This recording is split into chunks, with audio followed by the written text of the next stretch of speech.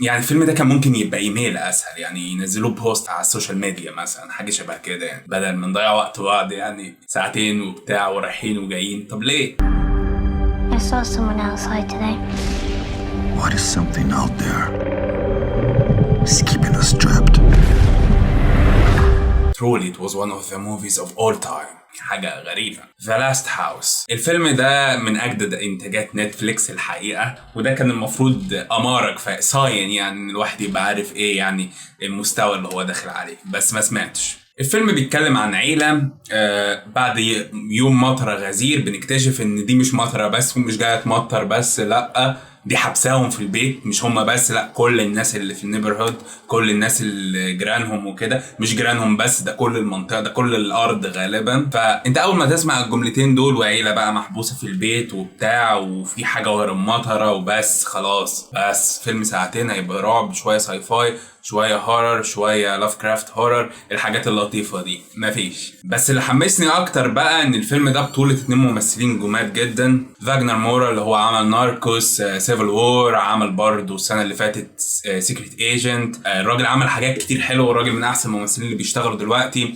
عندنا برضه جريتا ان عامله باست لايفز من كام سنه، برضه من الممثلين الشاطرين جدا. فانا الواحد كان متحمس شويه انه يتفرج على الفيلم ده، ممثلين بقى وبتاع بس مفيش. الفيلم تحس ان هو عنده اضطراب هويه شويه، يعني عندنا محورين بيمشوا، هما ما بيمشوش الحقيقه بس يعني ماشيين مع بعض شويه. محور العيله اللي هي الدراما العائليه بقى، وعندك عيله في مكان ضيق محبوسين، ومحبوسين مده طويله، مده طويله مش اللي هي 7 to 10 business days وحاجات شبه كده، مده طويله دي اللي هي 5 سنين حرفيا محبوسين في نفس البيت. وما تسالنيش ازاي يعني، اسال الفيلم، اسال اللي عملوا الفيلم. والجنب التاني اللي هو الكريتشرز اللي هي بتظهر دي، او الحاجه اللي ورا المطره، او اللي مخليه الميه بتاعت المطره تتحكم في الامور دي، اللي هي حرفيا تقفل الابواب والشبابيك بتاع كل الناس دي، ما تعرفش تخرج من البيوت بتاعتها.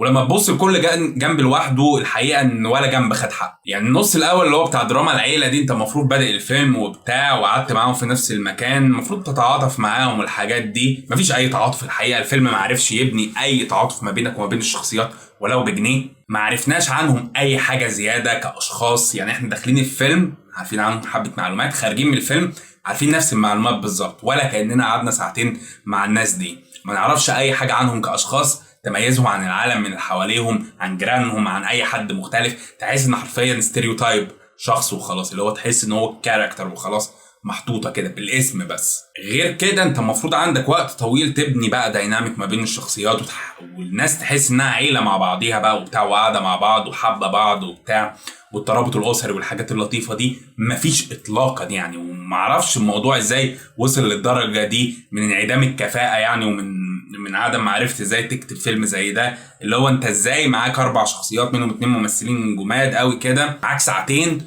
وحرفيا انت طالع من الفيلم ولا متأثر ولا فارق معاك الشخصيات هتعيش ولا هتموت، هتسرفايف اللي بيحصل ده ولا لا، طب ايه اللي حصل لهم، طب هيتأثروا ازاي. الحاجات دي كلها ما كانتش اصلا مذكورة في الفيلم، والفيلم ما اهتمش بيها. الفيلم كمان اختار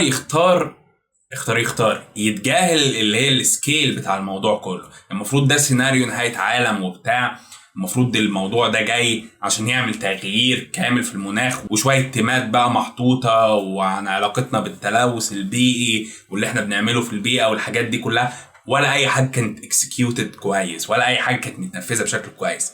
بس تجاهل السكيل اللي قصدي فيه انك انت شفت في اول الفيلم مشاهد عابرة كده لبقية الجيران وهم متعرضين لنفس الموقف، اللي هي الحبسة، اللي هي القعدة ما بين 4 حيطان وبتاع. وبعد كده الفيلم بيتجاهل ده تماما، كأن الموضوع كله حصل للعيلة دي بقى، وكأننا رجعنا للكوفيد وحبوا يورونا ايه اللي كان بيحصل للكوفيد، وهنتعامل مع بعض ازاي، وهنقعد مع بعض في البيت ازاي. طب ما كنتوا تنزلوه على السوشيال ميديا يعني، كان تنزلوه بوست ولا ريل ولا حاجة شبه كده. انما انت تجاهلت سكيل كبير قوي زي ده وركزت على 4 اشخاص، ويا ريتك ركزت في حاجة عادلة، يا ريتك. اللي هو انت حرفيا الفيلم كله تلتينه عدوا على محاولات العيلة دي انها تسرفايف او البقاء على قيد الحياة، اتعملت باكتر طريقة مش كرييتيف، مملة، مكررة، يعني حرفيا الموضوع كان طب ما نخلص بقى نشوف حاجة جديدة. طب يعني انت قاعد مع نفسك وبتتفرج، طب ما حد فيهم ياخد قرار اللي هو يودي كده يشوف ايه اللي هيحصل عشان نخلص بقى نشوف حاجة جديدة، حد هيتعامل مع التروما بعد الصدمة، الحاجات دي مفيش، محدش حس على دمه تماما. النص التاني بقى اللي هو الكريتشرز نفسها، انت عندك كريتشرز المفروض انها عندها قدرات خاصه، ولا عرفنا هم مين ولا جايين منين ولا عايزين ايه ولا مشيوا ليه ولا بيعملوا ايه ولا اي حاجه من الحاجات دي. ويا ريت حتى الشكل بتاعهم، التصميم بتاعهم، الديزاين بتاعهم كان حاجه يعني معموله بصريا مبهره او حاجه شبه كده، وما كانتش ولا فيها العناصر بتاعه الرعب ولا كان فيها عناصر الساي فاي، وتحس ان هي حرفيا كانت دخيله على الفيلم مع ان هي اصلا المفروض تكون حاجه من الاساسيات اللي موجوده في الفيلم. المشكله ان قعدوا يقدموا حاجات بقى والناس دي عندها قدرات كذا وكذا وكذا، والكريتشرز دول هيعملوا كذا وكذا وكذا، ولا عرفنا هم بيتحكموا ازاي في الطقس ولا بيعملوا ده ازاي ولا ازاي ده ولا اي حاجه. الفيلم سايبنا على عمانه، بدانا على عمانه هنا على عمانه، وما استفدناش حاجه يعني، احنا حرفيا ضيعنا وقتنا على الفاضي. الاسوأ بقى ظهر لما الفيلم حاول يمزج النوعين مع بعض، اللي هو الدراما العائليه مع الساي فاي او اللي هي الهورر بتاع لاف كرافت ده، اللي هو حرفيا بقى فيه تونال شيفت حاصل كده، ان الفيلم ما بقاش عارف يتصرف ازاي مع نفسه. اللي هو انت مشهد شايف العيله بترقص وبتهزر وكوميدي وكريسماس بقى ومحتفلين وبتاع، المشهد اللي بعده حرفيا فاضل لهم نص يوم حرفيا وهيموتوا من العطش، نص يوم وحرفيا مأساة هتحصل.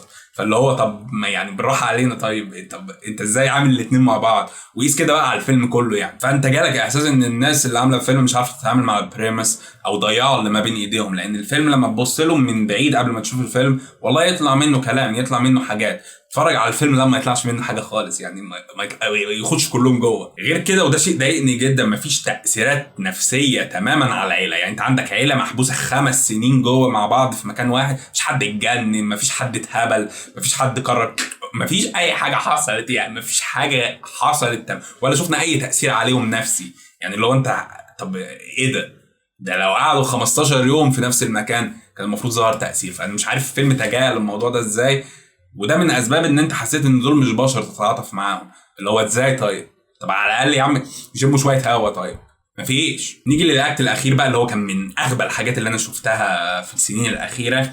يعني انت عندك كريتشرز، مش مهم ان انت بقى مش مفهمنا مين دول ولا جايين يعملوا ايه ولا اي حاجه، بس الدوافع. الكريتشرز دول كانوا حرفيا ثديين في التعامل مع الناس، حبسوا الناس كلها في البيوت عشان غالبا يسيطروا على كوكب الارض، عذبوهم بالبطيء، موتوهم بالبطيء حرفيا من غير بقى وسائل علاج او اكل او اي حاجه.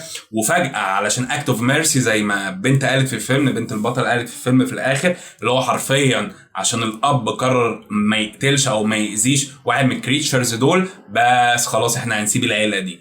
اللي هو طب انتوا بتعملوا كل ده في الكوكب وعشان بس اكت اوف ميرسي صغير كده خلاص انتوا سبتوا كل ده؟ يعني على اساس ان 5 سنين اللي فاتوا ما فيش حد كان نايس معاكم خالص. اللي هو حق الموضوع غير مبرر غير مفهوم، اللي هي نهايه حرفيا مش عارف جت منين. اللي هو خلاص يا شباب الراجل ده دمه خفيف سيبه. الحقيقه يعني هو ده مستوى اعمال نتفليكس، الواحد المفروض ما كانش يبقى متفاجئ، بس الفيلم ده بالذات تحس انه مكتوب بالاي اي. يعني تحس انك انت كنت بتتفرج على حد حط برومت في اي اي وده الفيلم اللي طلع. يعني حاجه ما تعديش على منطق بشري الحقيقه، ولو فكرت في كل مشهد كده هتلاقي فعلا حاجات ما بتعديش على اي عقل بشري، اللي هو مش منطقيه تماما تحصل. خصوصا الطريقه اللي هم كانوا بيصطادوا بيها من الشيمني ولا من المدخنه دي، اللي هو ازاي اصلا بترجعوها تاني؟ ازاي اصلا بتطلع؟ انت تتفرج هتلاقي حاجات منافيه للفيزياء ومنافيه للمنطق ومنافيه للعقل وكل الحاجات دي. بس تقييم الفيلم 2 من 10، والاتنين دول علشان كان في كام مشهد شكلهم لطيف يعني او حسسوني بحاجه حتى لو ما كانوش منطقيا كويسين. بس لو عجبك الحلقه اشترك في القناه، اعمل لايك للفيديو، استنى الحلقات اللي جايه. انا كريم طه، باي باي.